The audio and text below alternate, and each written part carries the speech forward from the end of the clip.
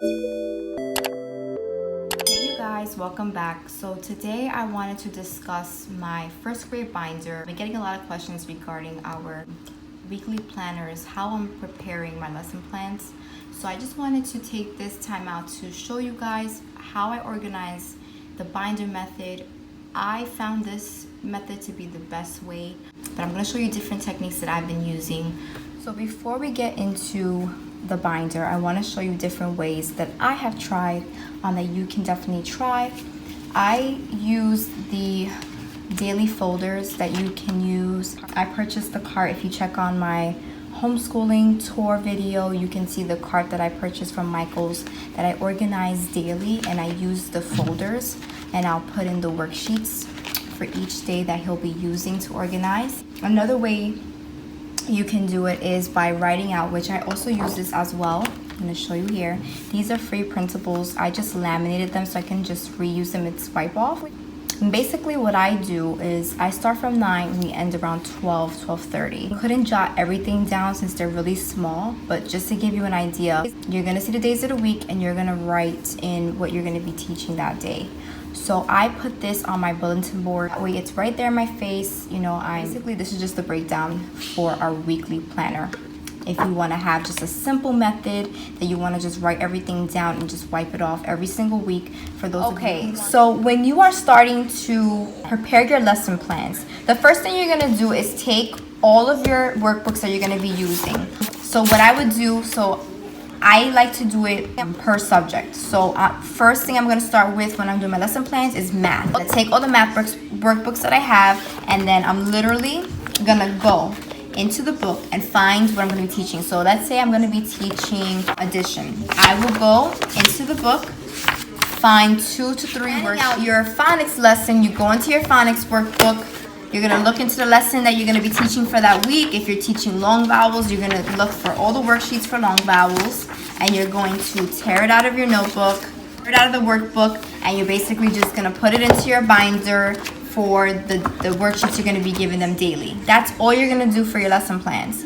Have a set curriculum that you're going to be teaching them. First week lesson plan is going to be addition, subtraction. You're going to take out all those worksheets. Second week, you're going to teach the metric system and shapes. Then you take out all the worksheets for that week, etc. That's how you're going to do your lesson plans. That's a very simple method. Now, this weekly planner I just showed you, this is what you can put into your binder, or you can always just handwrite it on a loose leaf paper, whatever you have. You don't have to laminate, you don't have to have everything like this, but I prefer it this way because you're not wasting so much paper. When you laminate these worksheets or these sheets, you can just write it down, then erase it when you're done for that that week. Basically, we homeschool Monday to Friday. I'm teaching him math, reading, science, writing, history, and we have Bible study and art. For Bible study, I don't really complete the section. We just have, we focus on devotions on a daily basis. Some Bible study will focus on the scripture for that particular day. For art, I give him a lot of coloring sheets, freestyle drawing, anything that he builds or whatever it is, I consider art. So that is just a free subject.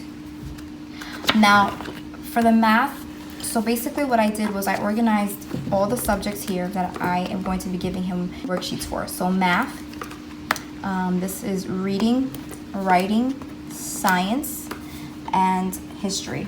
For math. So basically, since I alternate every day, what I do is for Mondays. So on Monday, I would give him the addition worksheet.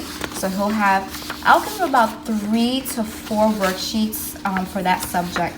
Overall, we would have maybe 8 worksheets a day that he would be completing after we complete the lesson.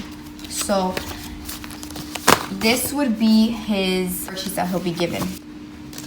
Basically for Tuesdays, I am teaching him how to tell time. So I laminated the ones that I felt he should be reviewing using more. So since we are learning the basic time telling and the basic metric system, he is learning how to use a ruler to measure with inches and also with centimeters. So I wanted him to get extra practice pretty much. And then once he's done with that, you know, for that lesson in the day, what we'll do is give him worksheets to complete to make sure he understood. And then, but this is how I would give it to him. So this is for Tuesday's lesson plan. Okay. And then on Wednesdays, since we're learning about the value of money, I would give him worksheets like this that he'll complete. But for extra practice, I would give, you know, I would do these. I will laminate some of these so that he is just writing it. I can wipe it off and he can, you know, have extra practice on that. Okay.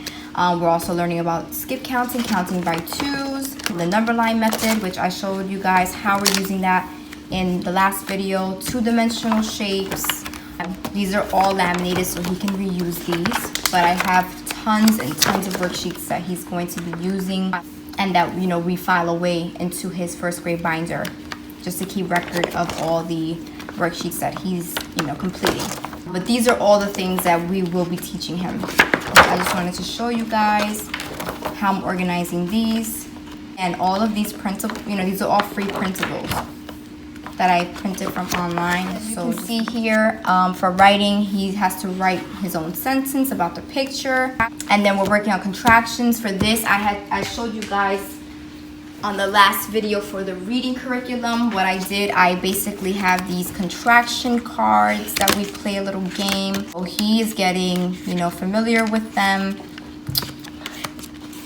But it's a really fun activity. You can always buy index cards, just write it out, make a cute little character, whatever, and laminate them for a fun activity.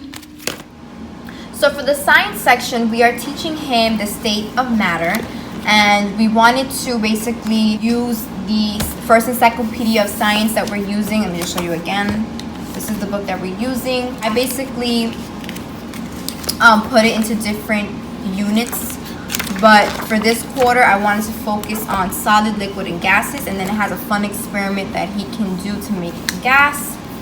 And then another thing, because in New York, you are required in the health section to teach your children about alcohol and drug abuse starting in kindergarten.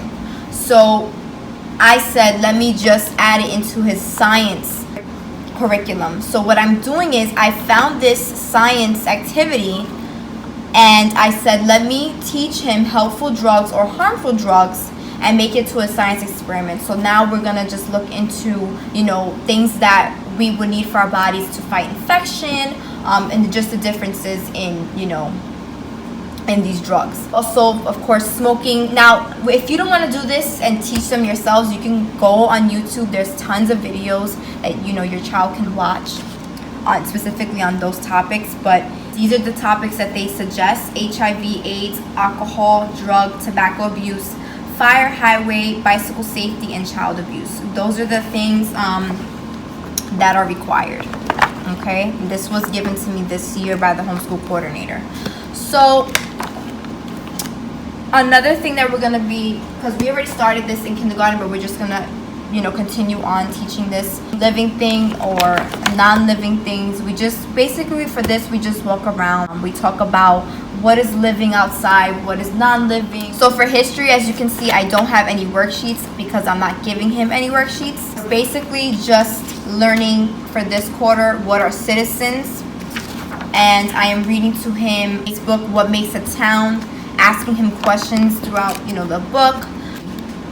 You know, just basically what makes a town, what place, you know, the place you live, you know, things that are appropriate for his age right now, because he's not, I don't expect him to memorize dates right now, but we are learning about Benjamin Franklin. You know, I'm reading to him about, I would say, 2 pages a day. Of course, we're going to do some reading comprehension with this, and we'll just go over that.